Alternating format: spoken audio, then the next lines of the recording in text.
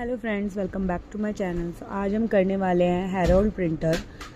से पहले हम उनके बारे में जानेंगे और उसके बाद हम बर्थडे पार्टी जो है वो करेंगे। हैरोल्ड पिंटर का जो लाइफ टाइम पीरियड था वो था 1930 से 2008 तक। वो एक इंग्लिश प्ले राइट थे, स्क्रीन एक्टर और साथ ही साथ डायरेक्टर भी थे। उन्हें जो है मोस्ट इन्फ्लुएंशियल ड्रामेटिस्ट माना जाता है 20th सेंचुरी का। और उनके प्लेस ने जो है पोस्ट वॉर ब्रिटिश थिएटर को काफ़ी रेवोल्यूनाइज किया है, क्योंकि उनका स्टाइल जो काफ़ी अलग था। और स्टाइल में क्या था, characterised by silence, menace and ambiguous dialogue. Pinter's name gave rise to the term Pinteresque. उनकी जो थीम थी उसकी वजह से तो उनके पिंटर के नाम पर ही क्या एक टर्म दी गई, पिंटरस्क्यू, जिसमें describing situation filled with tension, understatement and existentially uncertainty. यानी कि उनके वर्क में ज़्यादातर क्या देखने को मिलता है, काफ़ी सारी टेंशन दिखाई देती है, अंडरस्टेटमेंट का यूज़ किया जाता है। तो इसीलिए जब इस तरह की थीम को यूज़ किया जाता है तो उस टर्म को पिंटरस्क्यू कहा जाता है। अब अर्ली लाइफ और बैकग्राउंड की बात करें तो हैरोल्ड पिंटर तो उनका पूरा नाम था। उनका जो बर्थ है वो 10 अक्टूबर 1930 में हैकनी, लंदन, इंग्लैंड में हुआ था और डेथ उनकी 24 दिसंबर 2008 लंदन, इंग्लैंड में हुई थी। फैमिली बैकग्राउंड की बात करें तो वो एक जूइश वर्किंग क्लास उनके पेरेंट्स थे। फादर उनके टेलर थे और एजुकेशन उन्होंने हैकनी डॉन्स ग्रामर स्कूल जो है अटेंड किया था। बाद की स्टडीज़ के लिए वो royal academy of dramatic art and the central school of speech and drama उन्होंने अटेंड किया। वॉर एक्सपीरियंसेस भी उनके रहे हैं, like during world war second he was evacuated from London, तो उन्हें लंदन से जो है जाना पड़ा था। The experience of fear, alienation and displacement influence is later dramatic theme. और यही सब डर जो है बाद की उनकी थीम में भी देखने को मिलता है। Early career began as an actor. सबसे पहले उन्होंने एज ए एक्टर जो है अपना करियर बिगेन किया था under the stage name David Baron. तो ये इंपॉर्टेंट है कि उनका स्टेज नेम क्या था, डेविड बैरन था, before moving into play writing. So पहले उन्हें एज ए एक्टर जो है अपने करियर की शुरुआत की और उनका स्टेज नेम था डेविड बैरन। बाद में उन्होंने प्ले राइटिंग की तरफ अपना रुख कर लिया। अब अगर हम मेजर वर्क की बात करें तो काफ़ी सारे उनके इम्पोर्टेंट प्लेज रहे हैं, like the room, the birthday party जो हम आगे करने भी वाले हैं, द डम वेटर, द केयर टेकर, और काफ़ी सारे उनके जो हैं प्लेज हैं आप देख सकते हैं, बिट्रेयल और one for the road and mountain languages, political play dealing operation human right. Screen play Pinter also adapted several novel into acclaimed screen plays. तो पिंटर ने काफ़ी सारे नॉवेल्स को भी जो है स्क्रीन पे दिखाया है, जैसे कि the servant 1963, the go between 1971, the French lieutenant woman 1981, the comfort of stranger 1990।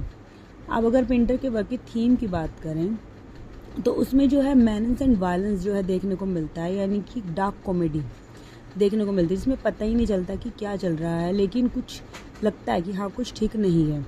So ordinary setting become sites of threat और साइकोलॉजिकल टेरर। मीन सेटिंग देखने में ऐसा लगेगा कि काफ़ी ऑर्डिनरी है, लेकिन वो क्या है, एक साइकोलॉजी टेल, दिमाग में ही कोई डर सा साथ पे साथ चलता रहता है। जैसे जब हम पढ़ते हैं तो लगता है कि हाँ कुछ नॉर्मल बातें चलती है, लेकिन ऐसा लगता है कि नहीं, कुछ तो ठीक नहीं है। तो कम्युनिकेशन एंड साइलेंस बात होती है, लेकिन फिर एकदम से साइलेंस आ जाती है। Dialogue is full of pause. जो डायलॉग्स हैं वो कैसे होता है कि बात चल रही है, बीच में कहीं पे पॉज आ जाता है, एलिप्सिस आ जाते हैं, और जो थॉट्स हैं वो भी अनफिनिश, मतलब पूरी तरह बताया नहीं जाता कि आखिर हुआ क्या है। पावर एंड डोमिनेशन की बात करें तो character struggle for control thought, language and behaviour. कि जो कैरेक्टर हैं वो लैंग्वेज और बिहेवियर के थ्रू कंट्रोल करना चाहते हैं। आइडेंटिटी एंड एलिनेशन, अकेलेपन की जो है इसमें दिखाई गई, खुद को जानने की कोशिश करता है। Question of who one is, कि मैं कौन हूँ। और हमेशा क्या होता है लास्ट में जो मतलब प्ले है वो कैसा रहता है, अनरिजॉल्व रहता है। अब आइडेंटिटी और एलिनेशन हम देख ही चुके हैं। मेमोरी एंड टाइम की बात करें तो पिंटर्स के later play deeply explore the distortion of memory. Political operation especially in his later work, बाद के जो उनके वर्क हैं उसमें देखने को मिलता है। ये exposes political cruelty and censorship को काफ़ी ज़्यादा उन्होंने एक्सपोज किया है। अब आगे चलते हैं हम ड्रामेटिक स्टाइल।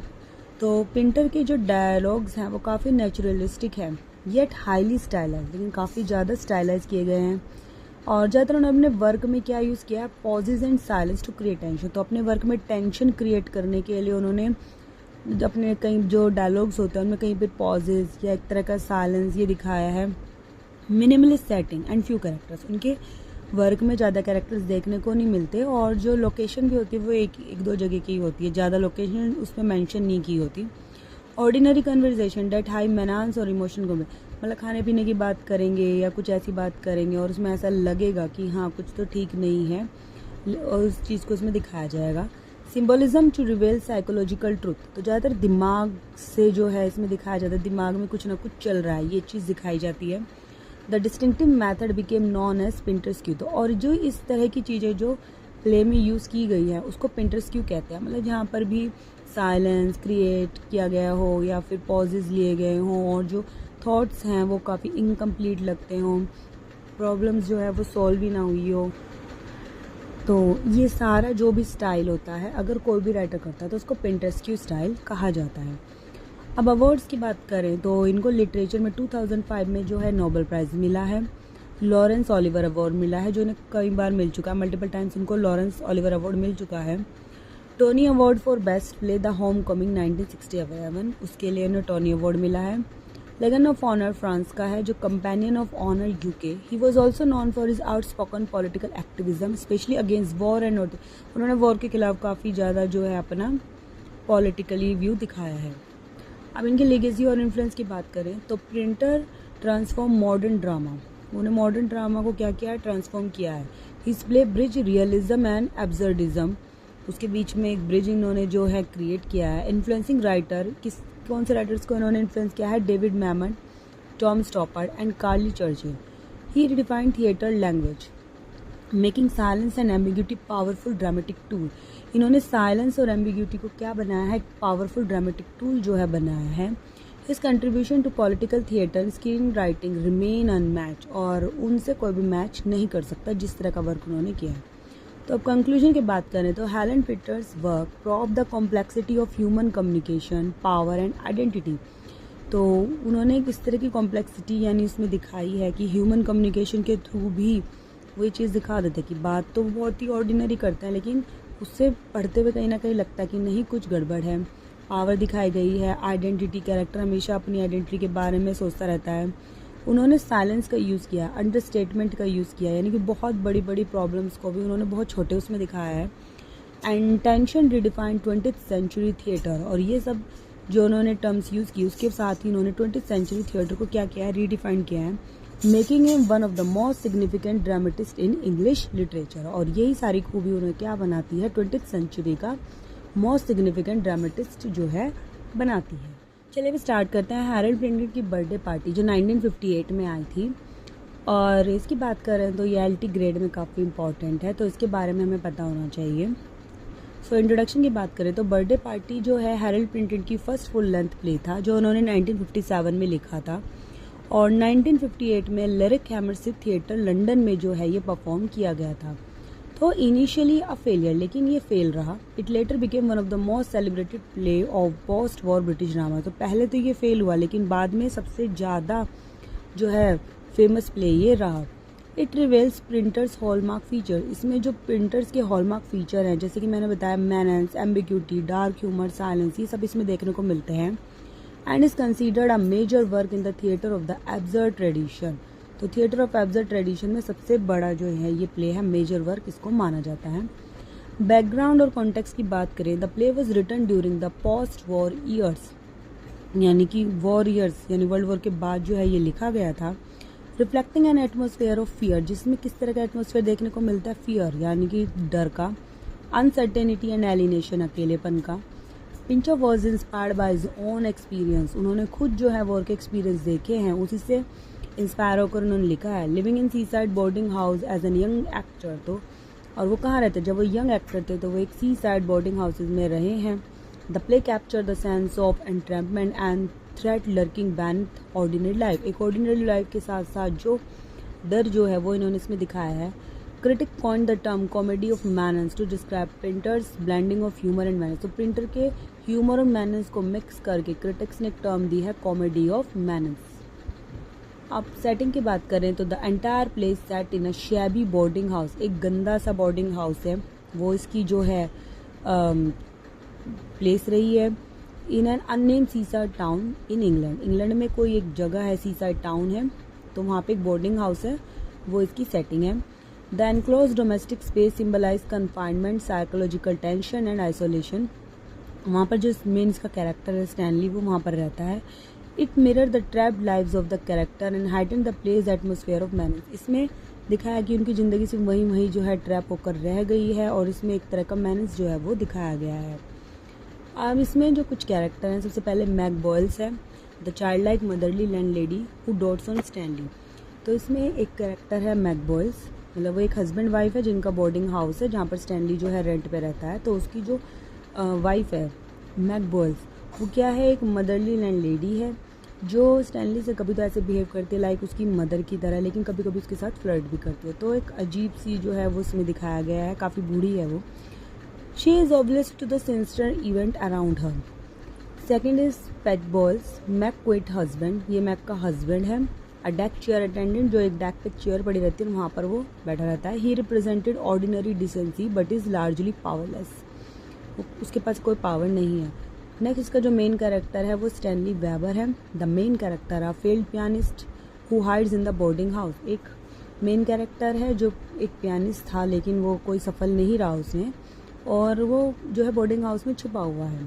क्यों छुपा हुआ है ये नहीं पता। ही इज़ पैरानॉइड, मतलब उसे कुछ दिखाई देता रहता है। सीक्रेटिव एंड फियर्स, वो किसी डर में जी रहा है, ऑर्गेनाइजेशन या अथॉरिटी की। उसके बाद इसमें दो कैरेक्टर आते हैं, Goldberg, a mysterious visitor, charming yet threatening, काफ़ी हैंडसम है लेकिन खतरनाक है। सिंबलाइजिंग अथॉरिटी और सोशल कंट्रोल, वो किसको सिंबलाइज करता है, अथॉरिटी और सोशल कंट्रोल को। मैककैन है, डरमोट है, गोल्डबर्ग आयरिश एसोसिएट, वो गोल्डबर्ग का जो है साथी है। Who assist in the interrogation of Stanley, यहाँ पर ये स्टैनली को जो है इंटेरोगेशन करने के लिए जो है आए हैं। एक लड़की भी आती है इसमें, लूली 21-22 साल की, a young woman from the neighbourhood, flirtatious but later humiliated victimised, जो कभी तो स्टैनली से जो है फ्लर्ट करती है, लेकिन जो अपने लेटर 30s में है, लेकिन बाद में वो गोल्डबर्ग से भी करने जाती है, जिसका फ्लर्टियस नेचर होता है, जो बाद में ह्यूमिलेट हो जाती है और विक्टिमाइज भी होती है। अब इस प्ले की अगर हम समरी की बात करें तो इसमें एक्ट 1 जब स्टार्ट होता है, the play open with Meg and Pat mundane breakfast conversation. जो मैग और पैट हैं वो ब्रेकफास्ट कर रहे हैं और वहीं बैठे बैठे एक दूसरे से बात कर रहे हैं। तो स्टैनली देयर ओनली लॉजर, उनके जो एक लॉज है उसमें सिर्फ स्टैनली रहता है। Lives in a state of lethargy and paranoia, और बहुत ज़्यादा आलसी है, कोई काम नहीं करता और वहीं पर पड़ा रहता है। मैग टेल हिम, मैग जो है वो कहती है, the 2 men are coming to stay, कि 2 आदमी जो हैं वो यहाँ रहने आने वाले हैं। तो स्टैनली रेक्ट विद फियर, अब स्टैनली जो है वो एकदम से जो है वो डर जाता है और कहता है कि कौन, तो गोल्डबर्ग एंड मैककैनिम अराइव प्रेजेंट। अब इसकी अगर समरी की बात करें तो एक्ट 1 जो है वो स्टार्ट होता है। So the play open with Meg and Petey mundane breakfast conversation. तो मैग और जो पैट हैं वो बैठ के जो है बाहर बैठे हैं, ब्रेकफास्ट कर रहे हैं और बात कर रहे हैं, और बहुत ऑर्डिनरी सी बात करते हैं कि हाँ आज ये है वो है, लेकिन उनकी बातों से कहीं ना कहीं ऐसा लगता है कि कुछ तो गड़बड़ है। उसके बाद वहाँ पे पता चलता है कि उनकी बातों से कि उनके लॉज में सिर्फ एक ही जो है इंसान रहता है, वो है स्टैनली, जो वहाँ पर रेंट पे रह रहा है, जो काफ़ी लेथार्जी एंड पैरानोइड, यानी बहुत ही आलसी है और कुछ डर में वो जीता रहता है। फिर मैग कहती है, the Meg tell him the 2 men are coming to stay, कि 2 आदमी जो हैं आकर यहाँ रहने वाले हैं, स्टैनली को बताती है। लेकिन स्टैनली जो है वो एकदम से डर जाता है, वो बोलता है कि यहाँ क्यों रहने आने वाले हैं, ये तो इतना गंदा सा जो है लॉज है, यहाँ पे तो कोई सुअर भी ना रहे, ये तो इतना गंदा है, और यहाँ पर क्यों रहने वाले, उन्हें भगा दो, उन्हें यहाँ मत रखो, उन्हें यहाँ से भेज दो। तो वो काफ़ी डर के साथ जो है वो रिएक्ट करता है, लेकिन पता नहीं चलता ऐसा क्यों, यानी कि उसने कुछ तो गलत किया है। तो यहाँ पर जो है वैसी कंडीशन हमें देखने को मिलती है। अब गोल्डबर्ग और मैककैनन जो हैं वो आते हैं, वही वो 2 इंसान होते हैं जो वहाँ रहने आने चाहते हैं। तो presenting themselves as polite gentleman, वो खुद को बहुत ज़्यादा पोलाइट जेंटलमैन जो हैं वो दिखाते हैं, but with an underlying threat, लेकिन उनकी वो प्रेजेंट तो ऐसा करते हैं कि बहुत अच्छा है, लेकिन कोई ना कोई थ्रेट जो है उसमें है। They claim they are here for party in Stanley's honour, जब उन्हें पता चलता है कि स्टैनली का जो है बर्थडे है, तो वो कहते हैं कि क्यों ना हम उसके लिए बर्थडे पार्टी रखें, और हम उसकी शान में जो है बर्थडे पार्टी रख देते हैं। लेकिन जो स्टैनली है वो बोलता भी है कि नहीं, मेरा कोई बर्थडे नहीं है और तुम यहाँ से चले जाओ, तुम यहाँ क्यों रहने आए हो। अब एक्ट 2 जो है स्टार्ट होता है, the birthday party is arrange. तो गोल्डबर्ग के कहने पे जो है बर्थडे पार्टी अरेंज कर दी जाती है और मैक भी खुश हो जाती है कि हाँ चलो चलो उसके लिए जो है हम बर्थडे पार्टी रखते हैं। तो बर्थडे पार्टी जो है अरेंज हो जाती है। The atmosphere being chaotic and menacing. अब बर्थडे पार्टी तो है लेकिन जैसे हंसी खुशी का माहौल होना चाहिए ऐसा नहीं होता और कुछ अजीब सी टेंशन जो है उसमें देखने को हमें मिलती है। Goldberg and McCann psychology torment Stanley through nonsensical question and equation. अब गोल्डबर्ग और मैककेनन जो है वो जाते हैं स्टैनली के पास और लगातार उससे अलग अलग क्वेश्चन जो है पूछने लगते हैं कि तुम्हारा नाम क्या है, क्या तुम क्या काम करते थे, क्या तुम पियानिस्ट थे, या तुमने अपनी बीवी को मारा है, तुम यहाँ पर छुपे हुए हैं। इस तरह के क्वेश्चन जो है रैपिड फायर जो है उसके साथ करते हैं और उस पर अलग अलग एक्विजिशन जो है लगाना शुरू कर देते हैं। The tension reaches a peak. अब वो उसे इतना ज़्यादा इरिटेट करते हैं, इतनी ज़्यादा टेंशन अपने सवालों से क्रिएट कर देते हैं कि स्टैनली जो है suddenly attack max friend Lulu and smashes his glasses. कि वो इतना ज़्यादा टेंशन में आ जाता है कि वो खड़ा होता है और जो मैक की जो फ्रेंड है लुलू, जो वो लड़की है, उसके ऊपर अटैक कर देता है और उसके जो ग्लासेस हैं उसको, अपने जो ग्लासेस हैं उनको तोड़ देता है। The act and in confusion and terror. और इसी तरह जो ये एक्ट है ये ख़त्म होता है। फिर एक्ट 3 स्टार्ट होता है। The next morning the boarding house is quite again. अब जो बोर्डिंग हाउस है वो फिर से क्या हो जाता है, शांत हो जाता है। Stanley silent, disoriented and broken. Stanley बहुत ज़्यादा शांत हो जाता है, टूटा हुआ हो जाता है, उसकी स्थिति बहुत ज़्यादा ख़राब हो जाती है। Goldberg and McCann dress him in a smart suit. जो दोनों हैं उसको एक स्मार्ट सूट में जो है ड्रेसअप करते हैं। प्रिपेयरिंग टेकिंग अवे, और उसे अपने साथ जो है ले जाने लगते हैं। Claiming he need to see Monty, और क्लेम करते हैं कि इसे मोंटी से मिलना है। हमें नहीं पता मोंटी कौन है, इसमें बताया ही नहीं गया, तो इसमें यही चीज़ दिखाई गई है। पेटी वीकली प्रोटेस्ट। जो पेटी है वो जो है कमज़ोरपन में मतलब मना करता है कि नहीं नहीं इसे मत लेके जाओ, बट गोल्डबर्ग से, लेकिन गोल्डबर्ग कहता है कि नहीं हमें लेके जाना है। तो गोल्डबर्ग क्योंकि सिंबलाइज़ किया गया है किसको, पावर को सिंबलाइज़ किया गया है, तो वो काफ़ी उससे इंसिस्ट करता है कि नहीं ये हमारे साथ जाएगा। As they leave Petey tell Meg that Stanley is fine. जब वो जाते हैं तो पेट जो है मैक को कहता है कि स्टैनली जो है ठीक है। Concealing the truth from her, और उससे जो है एक सच को छुपाता है। मतलब उसे कहीं ना कहीं लगता है कि हाँ कुछ गड़बड़ है, लेकिन वो प्रोटेस्ट नहीं कर पाता, कमज़ोर हो जाता है। मतलब एक बार प्रोटेस्ट करता है लेकिन जब वो इंसिस्ट करता है तो मान भी जाता है। The play and with max naive happiness. अब जो मैक है वो खुश है, उसे खुद नहीं पता क्या हुआ।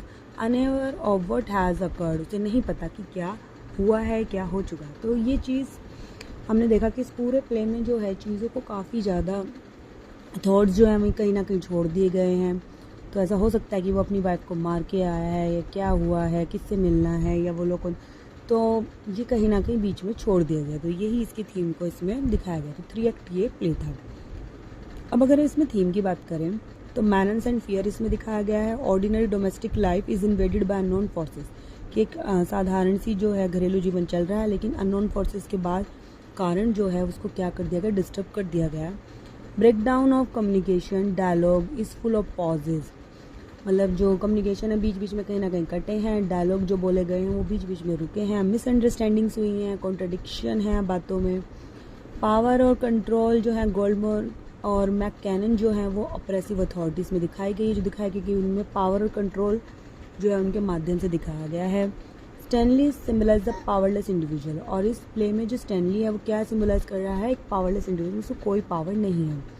Identity and alienation, character struggle with who they are. उसमें दिखाया गया कि कैरेक्टर स्ट्रगल करते हैं कि वो कौन है। Stanley identity is question and erase, उसकी आइडेंटिटी को क्या किया गया, सवाल जवाब किया गया और बाद में मिटा दिया गया। इल्यूजन वर्सेस रियलिटी इसमें देखने को मिलती है। The line between truth and performance blur constantly.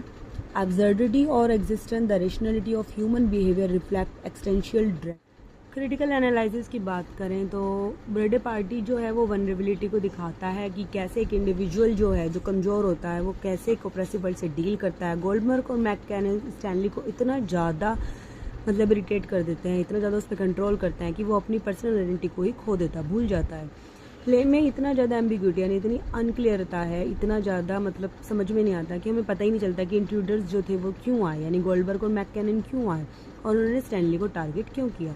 Critic ने इसको दो काफ्का के sense of obscurity, nightmare and Beckett के एब्सर्डिसी जो है वो इसको लिंक किया है। पिंटर की ये एक जीनियस इसमें दिखाया गया है, कैसे उन्होंने ऑर्डिनरी जो ऑर्डिनरी प्ले है उसको कैसे टेरिफाइंग मिस्ट्री में बदल दे, मतलब मिस्ट्री है ये, हमें पता चलता ही नहीं है कि हुआ क्या है।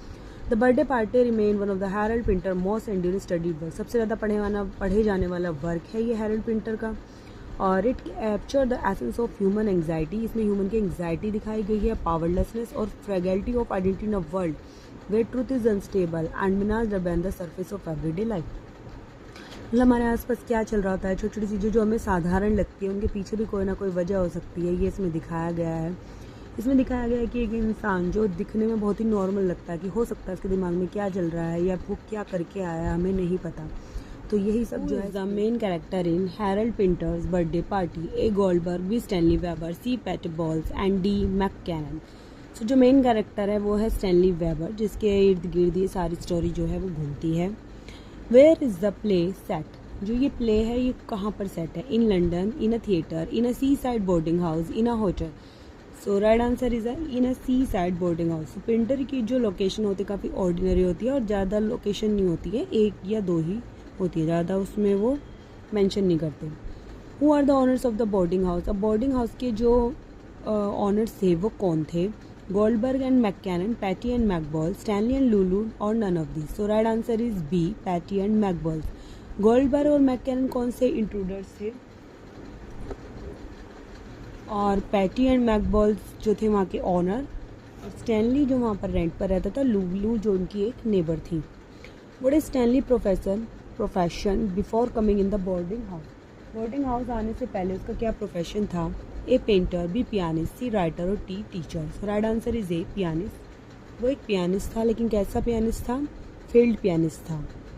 Who are the two mysterious visitor, कौन थे जो दो मिस्टीरियस विजिटर वहाँ पर आए जिनका पता ही नहीं चलता कि वो क्यों आए हैं और क्यों वो स्टैनली को जो है टारगेट कर रहे हैं?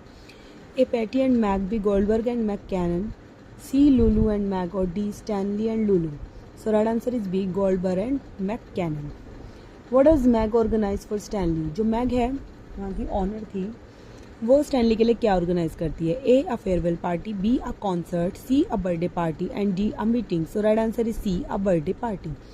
और स्टैनली कहता रहता है कि आज मेरा बर्थडे नहीं है। और इसमें एक इम्पॉर्टेंट चीज़ है कि जो लुलू है वो उसको एक ड्रम जो है वो देती है, गिफ्ट करती है, और वो उसको काफ़ी बुरी तरह से बजाने लगता है। How does Stanley react to the news of the visitor arrival, जब वो दोनों लंच कर रहे होते हैं तो वो से बताती हैं कि दो लोग जो हैं यहाँ पर रहने आने वाले हैं, तो वो कैसे रिएक्ट करता है? He is excited, he is fearful, he ignores it, he laughs. So right answer is he is fearful. वो डर जाता है और कहता है कि नहीं नहीं, उन्हें यहाँ से भगा दो और यहाँ पे रखने की कोई भी ज़रूरत नहीं है। Who brings the newspaper in the morning, morning में जो न्यूज़पेपर है वो कौन लेकर आता है? A Stanley, B Goldberg, C Pat और D McCann. So right answer is C, Pat. जो वहाँ का ओनर था वो जो है न्यूज़पेपर लेकर आता है। और जो मैक होता है,